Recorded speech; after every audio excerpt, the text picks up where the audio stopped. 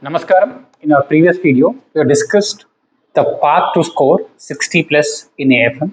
Hope you watched it and used it to the best possible context of your preparation. Now we are looking at IBS. Earlier, this was meant to be a default exemption subject, whereas in the last two attempts, you have seen that that is not the case. You really have to fight for your marks in IBS. The first and foremost aspect of this IBS preparation is how can you get to 40? So you have descriptive for 60 marks and objective for 40 marks, 25 into 4 case studies is what you have. The moment you get your question paper, whether you are doing it now or in the main exam, this is what you have to do. For each case study, please analyze and create a table. This table will hardly take you 10 to 15 minutes. It takes only 10 to 15 minutes for you to create this table, but it gives you crystal clarity in terms of choosing the questions. Because if you're preparing only group 2, you may not be very well versed with other subjects. If you have cleared your SPM long back, you may not be very good with them. So it is important for you to know what is your strength and what is your weakness. In this case, FR has 34 marks, SCM has 33 marks. So each question paper might have a different weightage for different subjects. So the question paper which you are about to solve, you should understand what are the topics or what are the subjects from which maximum marks have been asked. Accordingly, you can choose the question that might suit you the best.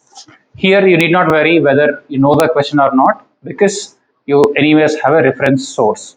So the simplified way of decision is what are the first 4 case studies which you can pick up and solve.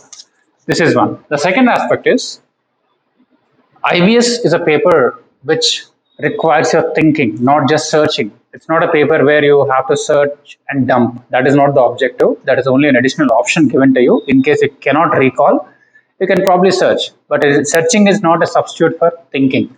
So you're supposed to think. For that to happen, I strongly recommend all of you to solve at least 10 case studies without a book. Solve 10 case studies without a book. I understand you may not be able to attempt all the questions. You may only write incomplete answers. That's totally fine. In the process of solving 10 case studies, which takes only 10 hours, you will be able to get a complete grip on the nature of the exam. IBS is over and above all the rest of the papers. All the papers together would not automatically form IBS because the nature of the exam is such that you have to bring a synthesis of multiple subjects together. Please don't take it for granted. So 2 hacks before you get into the core of the preparation.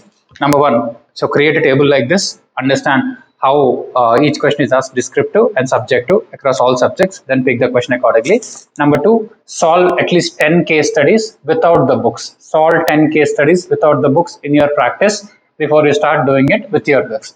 So you'll realize that you can easily score 25 to 30 marks even without the books. So when you can get that to solve 25 to 30 marks without your books, the remaining 1.5 to 2 hours, you can use the book to score on that 20-25 marks. So this is exactly how you have to divide the function of thinking and searching. Okay, thinking and searching are the 2 aspects of IBS. Hope this is helpful. Do solve this and apply this and let us know if you have any further questions. Thank you.